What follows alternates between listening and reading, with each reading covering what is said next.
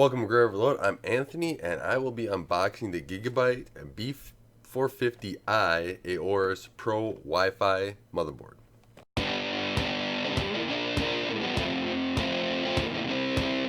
I picked up this motherboard for a build for my parents. I'm doing ITX and with a 3400G, and as you see here that this is supporting the Ryzen 2000 ready, so I do have to do an update to this to get it all ready.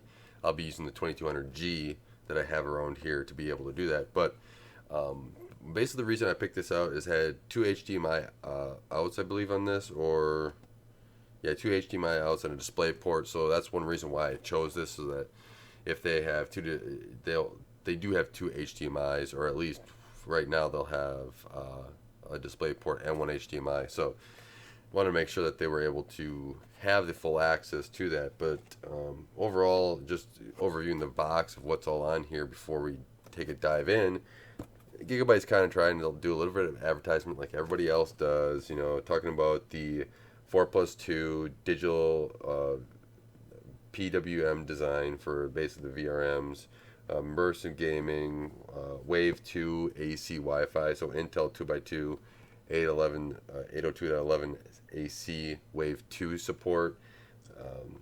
Got an NVMe slot on it too, M.2x4 with a thermal guard.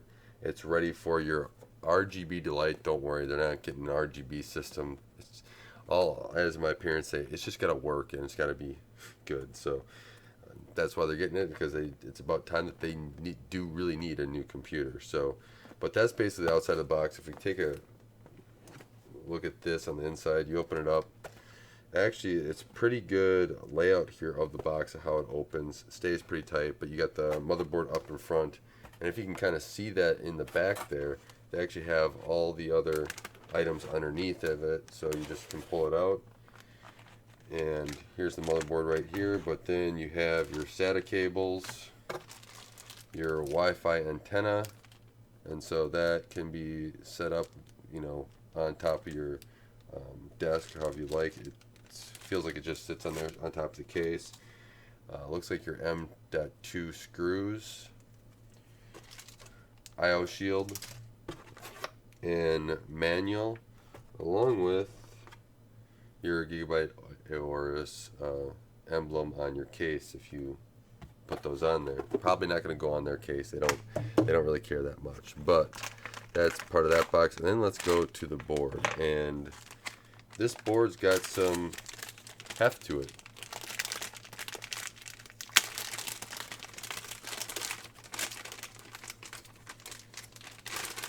Okay, now that we're over the crinkle, here's what we got here on the board. So pretty, there's the front side of it. Hopefully you can see that. Back side, basically all it is the plate.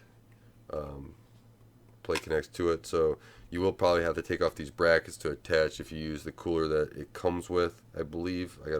Yeah, for the cooler of the 3400, that'll just screw, if you take these screws out, and they'll screw on. But you got a PCI Express X16, your M.2 on there. You have USB 3.1, USB, I think that's you're going to be your I/O connected. There's your other USB.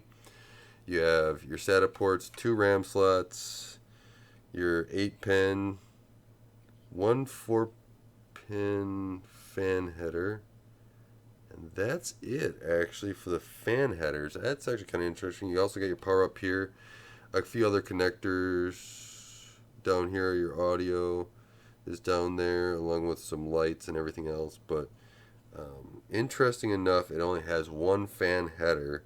So if you have any more stuff you need to do with the fan, you're going to be running it off probably something else, unless you're going to split this connector here. Oh, nope, there's another one. 2 fan headers.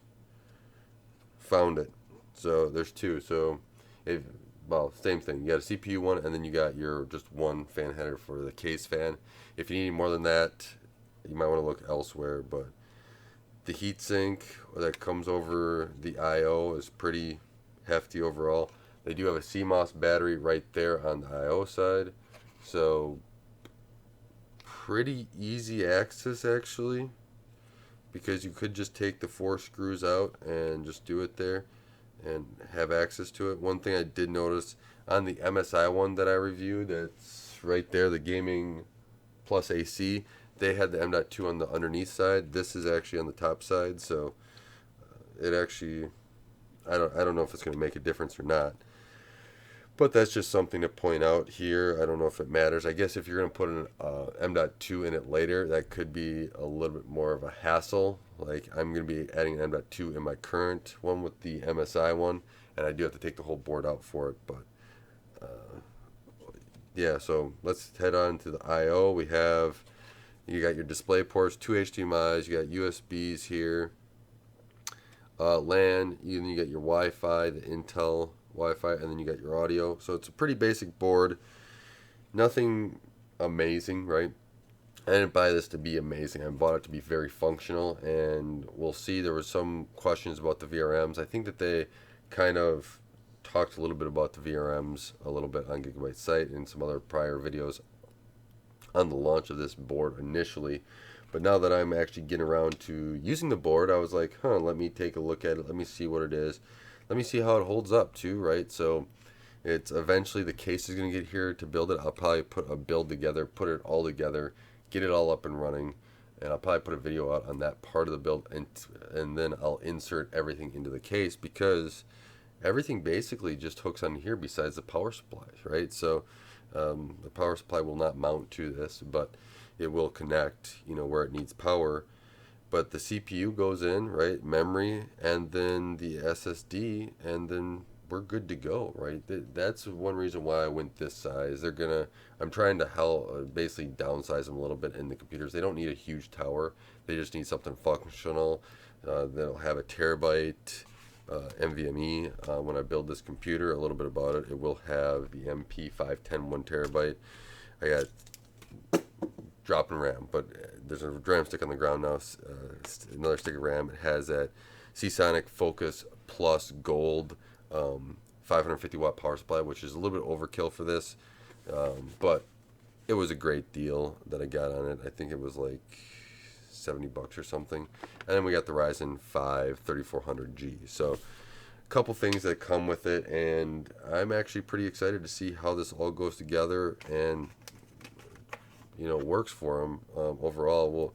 And I will have a little bit of what they like later on once they start using the machine as well. But one other thing about the packaging of the motherboard, I just want to mention that too, is that it comes with pretty good packing actually. So it's actually foam around there and on the underneath side of the motherboard. So good kudos to Gigabyte for getting that right. And that's about it. Let me know what other questions you have about this motherboard.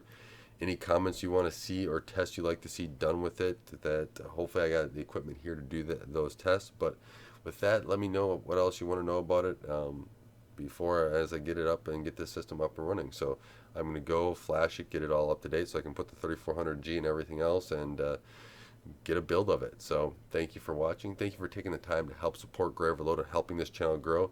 And until next time, don't forget to like, share, and subscribe.